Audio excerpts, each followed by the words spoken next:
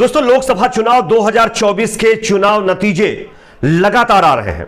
आप सब जानते होंगे कि लोकसभा चुनाव के अंदर जिस तरीके के अभी तक रुझान सामने आए हैं, उसके मुताबिक भारतीय जनता पार्टी यानी एनडीए को जबरदस्त झटका लगता हुआ नजर आ रहा है। ताजा रुझानों के मुताबिक इंडिया अलायंस 260 सीटों पर आगे चल रहा है, जबकि एनडीए 255 सीटों पर बढ़त बनाए हुए है। यानी इंडिया अलायंस अभी भी लगभग 5 से ज्यादा सीटों से जो है लीड लिए हुए है बीजेपी एनडीए के सामने। लेकिन यहां पर कुछ चौंकाने वाले आंकड़े सामने आए हैं अलग अलग सीटों के, जैसे कि प्रधानमंत्री मोदी अपनी सीट से पीछे चल रहे हैं, ओवैसी अपनी सीट से आगे चल रहे हैं, राहुल गांधी अपनी दोनों सीटों से आगे चल रहे हैं, साक्षी महाराज पीछे चल रहे हैं, और कुछ चौंकाने वाले यहां पर रुझान सामने आ रहे हैं जो इस वीडियो के जरिए से हम आपको दिखाने जा रहे हैं। उससे पहले आपके हिसाब से दोस्तों किस दल, किस पार्टी की सरकार बनने वाली है, कमेंट सेक्शन में आप लोग अपना फीडबैक, अपनी राय जरूर रखिएगा। चलिए बात करते हैं आंकड़ों की। अभी तक मिली जानकारी के मुताबिक जो रुझान सामने आ रहे हैं उसमें एग्जिट पोल पूरी तरीके से फर्जी साबित हो रहे हैं। 255 सीटों पर इंडिया अलायंस यानी इंडिया अलायंस 260 सीटों पर बढ़त बनाए हुए हैं, जबकि 255 पर एनडीए यानी बीजेपी एनडीए फिलहाल आगे चल रहे हैं।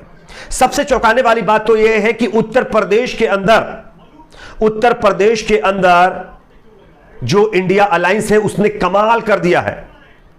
लगभग 48 से ज्यादा सीटों पर इंडिया अलायंस यूपी में आगे चल रहा है, जबकि 32 सीटों पर भारतीय जनता पार्टी बढ़त बनाए हुए है। यह बहुत चौंकाने वाले नतीजे सामने आ रहे हैं। उत्तर प्रदेश, सोचिए, योगी जी का गढ़ है। यहां पर अगर बीजेपी की यह हालत है तो आप सोचिए दूसरे राज्यों में क्या होने वाला है। महाराष्ट्र के अंदर 25 सीटों पर इंडिया अलायंस आगे चल रहा है, जबकि 23 सीटों पर बीजेपी एनडीए आगे चल रहा है। इसी तरीके से अगर आप देखेंगे तमिलनाडु में बीजेपी मात्र 2 सीटों पर बढ़त बनाए हुए, डीएमके 35 और एआईडीएमके 2 सीटों पर आगे चल रही है। उत्तर प्रदेश 32 सीटों पर मात्र बीजेपी सिमट रही है। और इसी के साथ साथ बिहार के अंदर मीडिया वाले क्या बता रहे थे, इंडिया अलायंस को एक भी सीट नहीं मिलने वाली है, 2-3 सीटों पर सिमट कर रह जाएंगे। 13 से ज्यादा सीटों पर बिहार के अंदर यानी इंडिया अलायंस आगे चल रहा है। इसी के साथ साथ अब मैं आपको कुछ सीटों के आंकड़े दिखाने वाला हूं जो कि इससे भी ज्यादा चौंकाने वाले हैं। सबसे पहले बात करते हैं देश के प्रधानमंत्री नरेंद्र मोदी की सीट की। प्रधानमंत्री मोदी अपनी सीट पर पीछे चल रहे हैं। कई हजार वोटों से प्रधानमंत्री मोदी पिछड़ गए हैं वाराणसी लोकसभा सीट से। इसके बाद दूसरा नंबर आता है अमेठी का। स्मृति ईरानी अपनी सीट से कई हजार वोटों से पीछे चल रही है। इसके बाद नंबर आता है राहुल गांधी का, रायबरेली और वायनाड का। दोनों सीटों से राहुल गांधी आगे चल रहे हैं। वायनाड में तो कई हजार का उन्होंने लीड ले ली है, कई हजार वोटों की, और रायबरेली के अंदर भी कई हजार वोटों से राहुल गांधी आगे चल रहे हैं। इसी के साथ साथ देखिए उन्नाव की बात कर लेते हैं। उन्नाव में साक्षी महाराज जो बीजेपी का एक बहुत बड़ा चेहरा है, वो अपनी सीट से पीछे चल रहे हैं। यहां पर इंडिया अलायंस का कैंडिडेट आगे चल रहा है। इसी के साथ साथ गाजीपुर अफजाल अंसारी जो मुख्तार अंसारी के भाई हैं, वो अपनी सीट पर कई हजार वोटों के लीड के साथ आगे चल रहे हैं। सहारनपुर की अगर हम बात करते हैं तो सहारनपुर में बीजेपी पीछे चल रही है और कांग्रेस पार्टी के कैंडिडेट इमरान मसूद अपनी सीट से आगे चल रहे हैं। सहारनपुर, सोचिए, ये सब सीटें चौंकाने वाली हैं। इसके बाद देख लीजिए उन्नाव में साक्षी महाराज पीछे चल रहे हैं।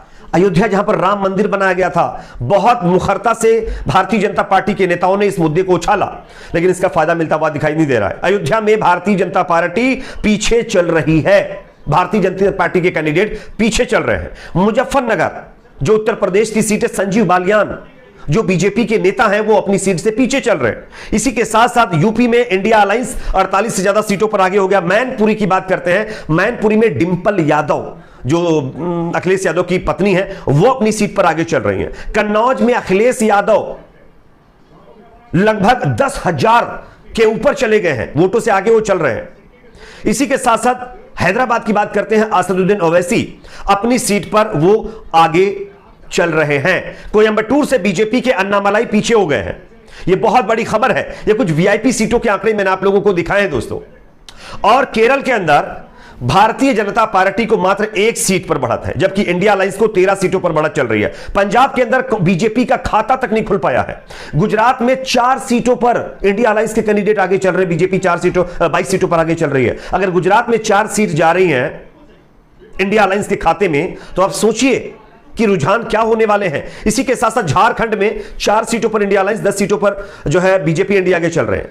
असम में 2 सीटों पर इंडिया अलायंस, 11 सीटों पर बीजेपी, अदर के खाते में 1 सीट जारी है। हरियाणा में 6 सीटों पर इंडिया अलायंस के कैंडिडेट आगे चल रहे हैं, एनडीए को 4 सीटें मिल रही हैं। इसी के साथ उत्तराखंड की बात करते हैं, 1 सीट पर इंडिया अलायंस, 4 सीटों पर एनडीए के कैंडिडेट आगे चल रहे हैं। अब मध्य प्रदेश की बात करें तो 29 की 29 सीटों पर भारतीय जनता पार्टी ने यहां पर बढ़त बनाई हुई है, यानी मध्य प्रदेश के अंदर फिलहाल जो है काफी ज्यादा अच्छा परफॉर्मेंस भारतीय जनता पार्टी कर रही है। रायबरेली में राहुल गांधी अब 8,923 वोटों से आगे हो गए हैं, जो ताजा रुझान सामने आ रहा है उसके मुताबिक मैं आपको जानकारी दे रहा हूं। समाजवादी पार्टी, अकेली समाजवादी पार्टी 29 सीटों पर फिलहाल आगे चल रही यूपी के अंदर, और टोटल सीट 48, यानी कि लगभग 13-14 से ज्यादा सीटों पर कांग्रेस पार्टी आगे चल रही है। तो यह फिलहाल रुझान है, और यह रुझान बता रहे हैं कि किस तरीके से बीजेपी का इस बार सत्ता से बेदखल होना लगभग तय होता हुआ दिखाई दे रहा है। गोवा में कांटे की फाइट है, 1 सीट पर बीजेपी, 1 सीट पर कांग्रेस पार्टी आगे चल रही है। पंजाब के अंदर बीजेपी का खाता नहीं खुला है, 3 सीटों पर आम आदमी पार्टी और 7 सीटों पर कांग्रेस, 3 पर अदर पार्टी के कैंडिडेट आगे चल रहे हैं। इसी के साथ साथ देखिए यहां पर छत्तीसगढ़ में 9 बीजेपी, 2 कांग्रेस पार्टी के खाते में सीटें जाती हुई नजर आ रही है। तो फिलहाल ये आंकड़े हैं। अब इलेक्शन कमीशन की बात करते हैं। इलेक्शन कमीशन के आंकड़ों के मुताबिक भारतीय जनता पार्टी 200 से ज्यादा सीटों पर आगे चल रही है, 200 के करीब सीटों पर आगे चल रही है, जबकि इंडिया अलायंस यहां पर अगर हम देखें तो लगभग 150 से ज्यादा सीटों पर आगे चल रहा है। तो मुकाबला बहुत कांटे का है, मुकाबले में बहुत ज्यादा उतार चढ़ाव देखने को मिल रहा है। हालांकि ये शुरुआती रुझान है, अभी नतीजे आने बाकी हैं, थोड़ा वेट करना होगा। शायद हो सकता है लास्ट में कुछ और खेला हो जाए, कुछ और चीजें बदल जाएं। हालांकि उम्मीद इसकी बहुत कम दिख रही है। जैसे जैसे मतदान आगे बढ़ रहा वैसे वैसे बीजेपी की सीटें अब कम होती जा रही, आगे नहीं बढ़ रही हैं। लेकिन कहते हैं ना, ईवीएम है, कुछ भी हो सकता है। चलिए यहां पर आपको बता दें फिर एक बार कि कई सीटों पर बड़े उलटफेर हो रहे हैं, और पश्चिमी यूपी के अंदर बीजेपी का सुपड़ा साफ हो रहा है। इसी के साथ साथ यहां पर उड़ीसा के अंदर भारतीय जनता पार्टी ने अच्छा मतलब अपनी पकड़ मजबूत कर ली है। यहां पर लगभग 18 के करीब सीटों पर भारतीय जनता पार्टी ने बढ़त बना रखी है उड़ीसा के अंदर। केरल में मात्र 1 सीट पर भारतीय जनता पार्टी की बढ़त है।